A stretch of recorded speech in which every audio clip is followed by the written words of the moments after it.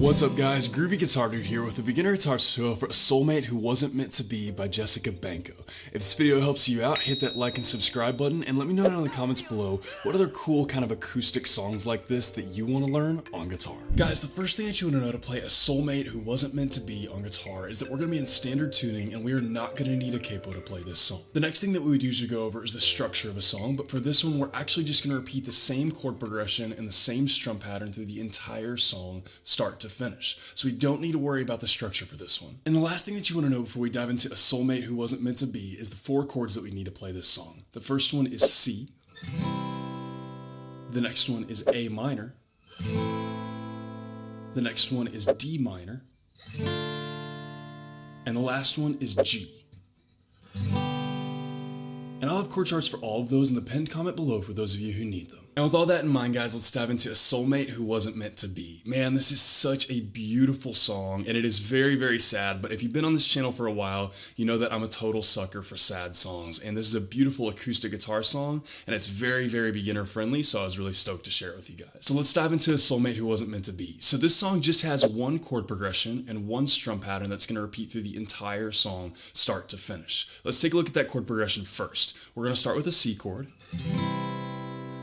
then go to A minor, then D minor, then G. And that chord progression right there is going to repeat through the whole entire song, start to finish. So from there, let's take a look at the strum pattern that we're using for each chord. We're going to use our C chord as our example here, and for each chord, we're going to have 6 down strums, but we're going to cut it in half, and we're going to do 3 slow down strums, so 1, 2, 3, and then we're going to do 3 quick down strums. You'll notice that that 5th down strum is underlined. We'll get to that in just a second, but those last 3 quicker down strums will be about this speed. Just about like that. So we got 3 slow, 3 fast. Down, down, down, down, down, down. Switch right from there, just like that. So like I said, there is something a little bit interesting going on with that 5th down strum there. That's why it's underlined. So what we're going to do is we're going to walk through our chord progression and our strum pattern together slowly. And I'm going to show you what we're going to do for each of our 5th down strums on our C, A minor, and D minor. All of our chords except for our G chord are going to have a little bit something interesting and different on that 5th down strum. So let's start with our C chord. We'll have our 3 slow down strums. We'll go 1, 2, 3. And then we're going to get to our quick down strums. Now what we're going to do, for our first quick down strum, we're just going to keep it the same. We're going to go down, but then for our 5th one right there, what we're going to do is we're going to take our pointer finger off the 1st fret of the B string for our C chord. We're going to open it up. We're going to do that 5th down strum. And then we're going to put it back down on 1st fret of the B string for that last and 6th down strum.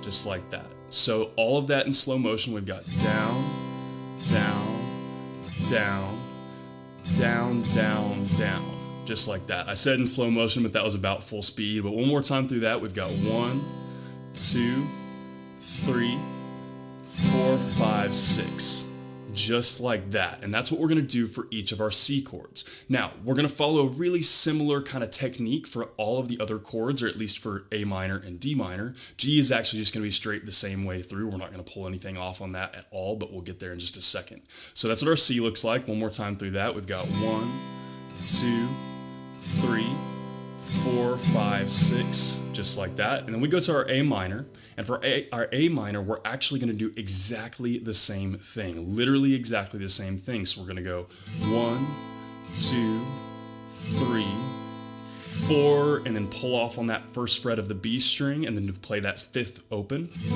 and then 6, we're going to put it back down, just like that. So same exact thing there. So one more time, 1, 2, 3, 4, 5, 6, just like that, exactly the same as the C chord. From there, we're going to go to our D minor chord. It's going to be very similar, but a little bit different because we got a different chord shape here. So what we're going to do for that one is same thing. We got 3 slow down strums, 1, 2, 3, and then we get into our faster down strums. We got 4, and then we're going to open up on the 1st fret of the high E string. So we're going to take off that 1st fret of the high E string, play that our 5th down strum open.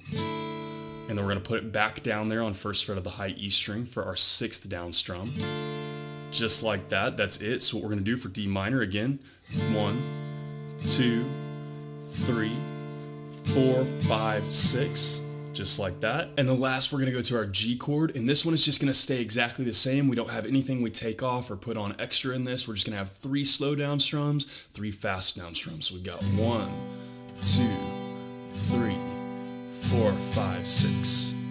And that is it, guys. That 4 chord progression with that little strum pattern and those little kind of pull off things, that just repeats through the entire song start to finish. So one more little quick guided walkthrough before we actually do a playthrough will look about like this. We'll start with our C chord. We'll go 1, 2, 3, 4, 5, 6. 1, 2, 3, 4, 5, 6. 1, 2, 3, 4, 5, 6. 1, 2, 3, 4, 5, 6. Again, 1, 2, 3, 4, 5, 6. 1, 2, 3, 4, 5, 6. 1, 2, 3, 4, 5, 6. 1, 2, 3, 4, 5, 6. And that progression with that strum pattern will repeat through the entire song, A Soulmate Who Wasn't Meant to Be, on repeat, start to finish. So guys, a couple of times through that chord progression and that strum pattern, without me talking, will look about like this, full speed.